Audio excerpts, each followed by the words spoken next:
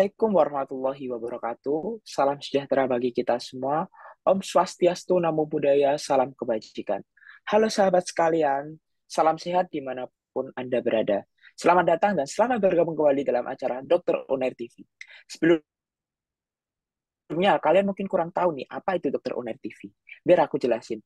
Dr. Unair TV merupakan suatu platform atau media kesehatan yang diinisiasi oleh Fakultas Kedokteran Universitas Airlangga, di mana tiap minggunya akan ada episode rutin tentang fakta ataupun info menarik seputar dunia kesehatan. Jadi, biar kalian gak ketinggalan info menariknya, teman-teman bisa banget langsung nih subscribe channel Dr. Unair TV. Jangan lupa juga kepoin kami di Instagram @drunairtv dan @fk_unair. Jangan lupa di-follow ya teman-teman, biar gak ketinggalan info edukatif lainnya.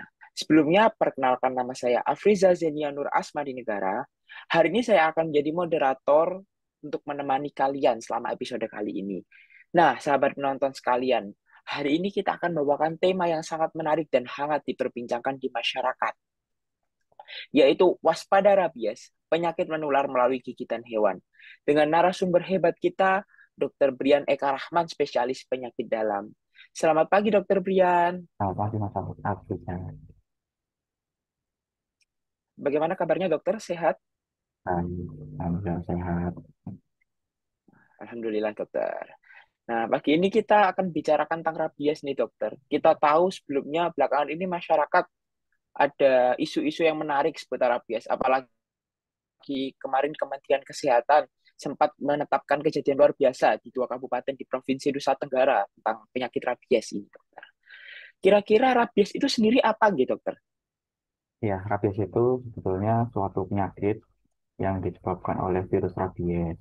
Virus rabies ini suatu virus RNA yang targetnya atau tujuannya perjalanannya adalah ke sistem saraf pusat, yaitu otak dan atau sistem tulang belakang bagian. Baik, dokter. Lalu kira-kira hewan apa saja nih, dokter, yang bisa menularkan rabies? Lalu ciri-ciri hewan yang terkena rabies itu seperti apa? Biar pemirsa sekalian tahu, gitu, dok. Iya, hewan-hewan yang bisa menularkan, beberapa laporan melaporkan seperti hewan-hewan yang sebetulnya tidak asing dengan di sekitar kita ya, seperti anjing, kucing, ataupun juga yang jarang kita temui seperti kelelawar, ataupun hewan liar seperti tupai, rubah, serigala, dan lain-lain. Cirinya macam-macam ya. Awalnya eh, bisa hewan yang biasa peliharaan kita itu biasanya menuruti apa yang kita perintahkan ya. Tiba-tiba dia mulai tidak mengenali kita, kalau kita suruh kemana gitu juga tidak merespon dengan baik gitu ya. Kemudian mulai sensitif terhadap cahaya, jadi misal sering kali mereka ini sembunyi di bawah meja ataupun kursi gitu. Atau juga produksi air liur yang berlebih itu juga yang paling nampak. Kemudian mulai terjadi perubahan suara karena memang virus ini menyebabkan ketegangan pada otot yang mengatur suara sehingga kadang suaranya berubah gitu. Juga hewan kita akan jadi lebih agresif ya, bisa menggigit barang-barang apapun yang sebetulnya tidak lazim untuk digigit ya. Jadi mulai berperilaku agresif uh, dan ketika penyakitnya sudah mulai advance ya, itu mulai terjadi kelumpuhan yang mulai sulit jalan dan sebagainya. Kemudian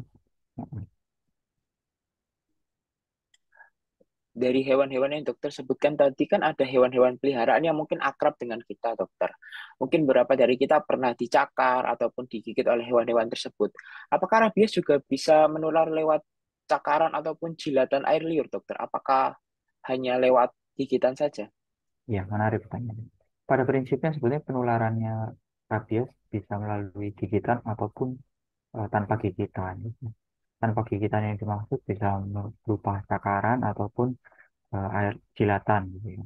Hanya saja eh, cakaran atau jilatan ini dipersyaratkan bila kulit kita ada luka gitu ya. Jadi ada luka pada kulit atau kulitnya tidak intak lah bahasa medisnya gitu.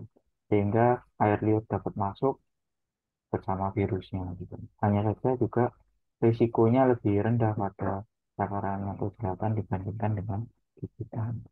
Semoga menjawab. Tapi ya, Baik, setelah digigit gitu dokter, kira-kira apa sih gejala-gejala pertama atau mungkin apa yang akan muncul pertama kali ketika kita terinfeksi rabies? Biar pemirsa sekalian bisa mengantisipasi gitu dokter, ketika tergigit hewannya mungkin apa yang akan terjadi pertama kali jika kita terinfeksi rabies. Iya, sebetulnya pada awal gigitan kita tidak ada gejala ya, karena virus ini ketika seperti tadi kita sampaikan, dia tujuan utamanya perjalanannya tujuan perjalanannya adalah otak ya, dan tujuan saraf pusat ya. Ya, melalui gigitan itu si virus masuk bersama air liur itu mencari saraf-saraf yang terdekat dulu gitu ya, namanya saraf perifer. Melalui saraf perifer tersebut si virus ini melakukan perjalanan sampai menuju otak ya. Sampai ketika sudah mencapai otak, maka virus ini akan berkembang biak gitu ya, dan juga menyebabkan gejala. Kalau sudah sampai otak ini sudah biasanya sudah cukup fatal gitu ya. Itu Mas Afrika. Kemungkinan terburuk dari pasien rabies kira-kira apa ya dokter? Apakah menyebabkan kelumpuhan atau penyakit-penyakit lain gitu dokter? Ya, gejalanya macam-macam ya. Jadi awalnya ketika eh, kita terinfeksi rabies, gejala awal itu mungkin tidak spesifik, mungkin hanya badannya lemas ataupun sakit kepala gitu ya. Namun lambat tahun mulai terasa rasa kesemutan ya di daerah sekitar gigitan. Kemudian juga mulai eh, menjadi gelisah ya. Jadi orang yang tergigit itu bisa mulai menunjukkan tanda-tanda gelisah dan agresif gitu ya. Kadang juga disertai kejang gitu ya. Juga mulai eh, eh, risih atau sensitif terhadap cahaya maupun air gitu. Juga bila mulai penyakitnya sudah mulai advance juga itu bisa menyebabkan kelumpuhan juga, bahkan kematian. Itu Mas Arif. Wah, Hmm.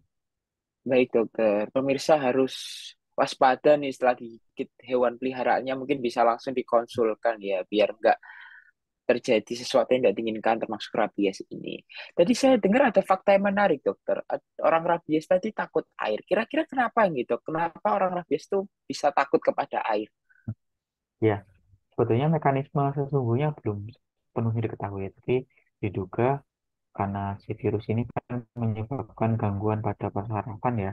Jadi mengganggu produksi air liur, juga menyebabkan ketegangan pada otot di kerongkongan. Sehingga menyebabkan kesulitan menelan air maupun ludah, dan atau disertai seringkali nyeri ya. Nyeri ketika menelan air, atau sehingga seperti layaknya makhluk hidup ya, kita akan berusaha menghindari nyeri biasanya. Sehingga rasa takut nyeri itu yang menyebabkan eh, hewan maupun manusia menghindari air itu. Wah, faktanya cukup menarik nih dokter. Terus saya juga dengar beredar di masyarakat. Ada yang mengatakan bahwa jarak gigitan dengan otak itu mempengaruhi cepat kembang biaknya penyakit rabies dalam tubuh. Apakah benar, dokter? Ya, jadi eh, memang beberapa hal bisa menyebabkan mempengaruhi progresivitas penyakit rabies ya. Yang pertama yang tadi sudah disebutkan Mas Alisa, tentunya luka gigitan. Ini terkait dengan perjalanan eh, si virus ini dalam menginfeksi otak ya. Dia kan tujuan utamanya menuju otak, sehingga semakin dekat eh, jalur masuk dia dengan otak, maka akan semakin cepat progresivitas penyakitnya, gitu. Kemudian yang kedua adalah seberapa besar atau dalam juga luka gigitan tersebut. Karena semakin besar dan dalam luka gigitan itu, maka virus yang masuk juga akan lebih banyak yang bisa masuk gitu. Kemudian yang selanjutnya, kecepatan kita melakukan penanganan terhadap luka gigitan tersebut atau melakukan penanganan awal. Demikian Mas Alif.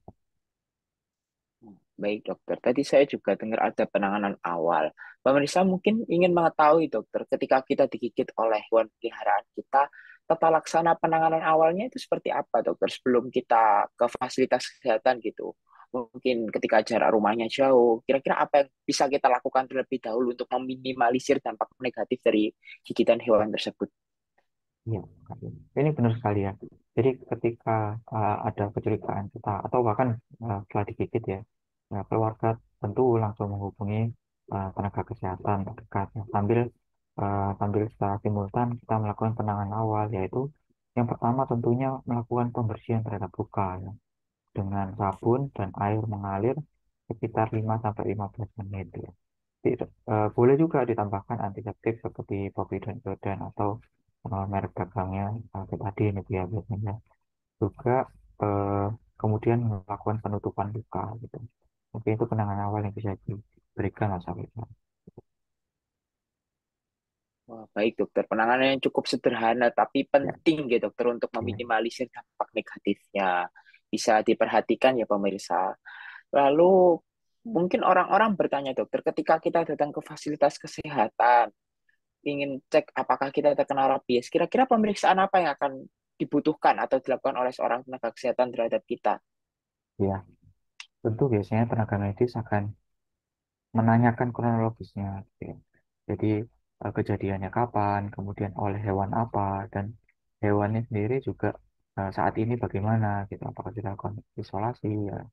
Kemudian juga yang terpenting adalah status imunisasi, status vaksinasi dari rabies terhadap baik itu hewan maupun eh, orang yang tergigit ya. Kemudian juga tenaga medis akan melakukan pemeriksaan terhadap luka gigitan ya, baik itu lukanya apakah tidak ada luka ya, ataupun ada luka tapi hanya lecet saja, atau terjadi luka yang dalam. Karena ini nanti akan menentukan penanganan selanjutnya ya. Tentu semua luka akan dilakukan perawatan luka. Kemudian jika terjadi lecet maupun luka yang gigitan yang lebih dalam, biasanya tenaga medis akan menambahkan eh, VAR ya, atau vaksin anti rabies gitu ya. Kemudian bila lukanya memang sudah dalam, bahkan dalam ya, atau kategori 2, biasanya tenaga medis akan menambahkan serum anti rabies gitu. Juga bersama tim biasanya eh, dokter dan tim akan melakukan penangkapan terhadap hewan yang diduga menggigit ya, kemudian melakukan eh, penangkaran atau isolasi selama kurang lebih 14 hari. Demikian. Bahkan juga kadang selain memberikan vaksin anti rabies dan serum anti rabies, tenaga medis juga seringkali menambahkan anti tetanus ya, biasanya untuk menghindari mikroorganisme lain yang masuk ke tubuh. Demikian Mas Arif mungkin. Saya tadi mendengar ada vaksin dan juga anti serum rabies gitu dokter. Berarti rabies ini bisa disembuhkan gitu dokter, bisa diobati. Nah, tergantung. Bila sudah kita temui seseorang yang sudah tergigit eh, hewan yang diduga memiliki infeksi rabies dan sudah ada bergejala, maka bisa dikatakan hampir tidak ada pengobatan yang ya bisa dilakukan gitu ya. Karena memang sangat fatal sekali ya. Bahkan WHO sendiri mengatakan kematiannya bisa sampai 99 sampai 100% gitu ya. Tapi ketika belum terjadi gejala dan luka gigitannya baru terjadi, maka kita dapat mengoptimalkan pengobatan. Bukan pengobatan, tapi lebih kepada pencegahan agar virusnya lebih terhambat untuk menuju otak ya. Yang pertama dengan pembersihan luka yang tadi, yang kedua dengan vaksinasi, maupun yang ketiga dengan serum anti rabies. Gitu. Fungsinya berbeda-beda. Ya. Kalau pembersihan luka itu untuk mencegah supaya virus itu tidak banyak yang dapat masuk ke dalam luka. Kemudian juga kalau vaksin anti rabies itu fungsinya lebih kepada memicu imunitas atau sistem imun kita untuk dapat melawan si virus rabies ini. Sedangkan kalau serum anti rabies, dia dia secara langsung berusaha menetralisir rabies, virus rabies yang sudah terlanjur masuk ke dalam tubuh. Demikian Mas Hafiz. Berbicara tentang pencegahan dokter, tadi ada vaksin. Nah, apakah vaksin itu ditujukan kepada kita sebagai manusia? Apakah ada vaksin untuk hewan juga? Ataukah vaksin ini juga tersedia untuk umum? Mungkin masyarakat bertanya-tanya, apakah sudah ada program vaksinasi dari pemerintah seperti itu? Ya, ada, sebenarnya ada. Jadi vaksin ini bisa memang ditujukan untuk hewan maupun manusia. Untuk yang manusia sendiri ada dua jenis ya, yang beredar di Indonesia yang nama merek dagangnya Verorep dan Rabipur ya. hanya bedanya di mililiter dosisnya saja. Kalau Verorex 0,5 mililiter, sedangkan Rabipur 1 mililiter biasanya diberikan pada hari ke 0, 7, 21 maupun 28. Ya, itu untuk vaksinasi pencegahan sebelum terjadi gigitan ya. Sedangkan untuk vaksinasi pada hewan itu bisa eh, bisa menghubungi dokter hewan terdekat ya, untuk dibantu proses vaksinasinya. Kemudian Berarti masyarakat bisa langsung datang ke fasilitas kesehatan terdekat ya dokter untuk iya, melakukan vaksinasi pencegahan rabies. iya, Baik, pemirsa-pemirsa bisa didengarkan, bisa langsung menuju fasilitas kesehatan terdekat untuk mencegah rabies, karena mencegah lebih baik daripada mengobati. Lalu dokter, sebagai orang yang suka melihara hewan nih, saya juga ingin bertanya, apa yang harus saya lakukan kepada hewan peliharaan saya? Selain memvaksin itu tadi, apakah ada langkah pencegahan lain atau ada langkah preventif lainnya ketika kita memelihara hewan selain divaksin? ada tentunya ya. Jadi kita menghindar apa ya, memberi batas atau menghindarkan hewan-hewan peliharaan kita untuk kontak dengan hewan liar, karena kalau hewan peliharaan kita kan kita tahu ya, jadwal vaksinasinya, riwayat vaksinasinya, dan perawatannya selama kita rawat ya. Sedangkan bila hewan liar kan kita tidak pernah tahu bagaimana riwayat pengobat apa infeksi dan sebagainya. Sehingga kita menghindarkan hewan kita untuk kontak dengan hewan-hewan liar tersebut. Nah, kemudian juga kita mengamati hewan-hewan peliharaan kita, perilakunya bagaimana ya. Bila ada perubahan perilaku seperti yang sudah kita sampaikan di awal ya, mulai tidak mengenali kita, mulai bersifat agresif, mulai takut cahaya, mulai memiliki produksi air liur yang berlebih, maka kita harus curiga adanya infeksi rabies dan kita langsung menghubungi tenaga kesehatan terdekat ya, puskesmas untuk kemudian nanti dikomunikasikan pada dinas kesehatan setempat. Sebenarnya Mas Agus. Nah, dokter, di masyarakat ini ada yang panik ataupun merasa takut ketika ada bangkai hewan atau hewan yang sudah mati dan hewan tersebut terindikasi rabies. Apakah benar bangkai hewan yang sudah meninggal ketika dia terindikasi rabies bisa menyebarkan rabiesnya kepada manusia seperti kita? Apakah hanya hewan hidup saja? Apakah bangkai juga bisa menyebarkan, dokter? Ya, prinsipnya sebenarnya virus itu bisa hidup melalui perantara eh, anu yang makhluk hidup atau sel yang hidup. Kemudian seperti tadi sudah kita sampaikan di awal, penularannya sebetulnya lewat air liur hewan eh, yang terinfeksi gitu ya. Jadi memang seperti itu. Bila eh, masyarakat menemukan hewan yang dicurigai rabies ya, sebaiknya menghubungi tenaga medis setempat maupun dinas setempat untuk melakukan penanganan terhadap bangkai hewan tersebut ya, untuk dilakukan isolasi ya. Demikian. Nah, Baik, dokter. Mungkin dokter punya pesan atau take home message atau harapan untuk para pemirsa yang menonton di rumah tentang topik kita yang kita bahas hari ini, dokter. ya, jadi eh, tidak perlu khawatir tentang adanya infeksi rabies. Tentu kita perlu melakukan pencegahan ya, baik sebelum terjadi gigitan maupun setelah menjadi gigitan. Sebelum menjadi gigitan, perjalanan panjang itu dengan vaksinasi hewan yang kita pelihara maupun juga melengkapi vaksinasi rabies yang terhadap tubuh-tubuh atau anggota anggota keluarga kita masing-masing. Juga sebisa mungkin menghindari daerah yang memang menjadi atau memiliki angka kejadian rabies yang tinggi. Bila tidak betul-betul perlu ke daerah tersebut, maka bisa ditunda gitu ya. Kalaupun harus ke sana, eh, sebisa mungkin memberi atau membatasi kontak dengan hewan liar gitu ya. Baik itu membuat pagar yang tinggi dan sebagainya. Mungkin itu yang dapat saya sampaikan Mas Alkitab ya. Baik, dokter, saya izin menyimpulkan rabies adalah penyakit yang cukup fatal pengaruhnya, bahkan seperti yang dikatakan oleh WHO, bahkan tingkat kematiannya lebih dari 90% dan ditularkan oleh hewan-hewan peliharaan yang ada di sekitar kita. Mungkin pemirsa sekalian bisa segera melakukan vaksinasi ke fasilitas kesehatan terdekat. Jangan lupa hewannya juga divaksinasi agar kita terlindung dari penyakit rabies. Lalu ketika kalian mengalami gigitan ataupun terkena cakaran dari hewan yang terindikasi rabies, jangan panik, cukup lakukan tata laksana penanganan seperti pembersihan luka, terus penutupan luka agar luka tidak menyebar, lalu segera bawa ke fasilitas kesehatan terdekat.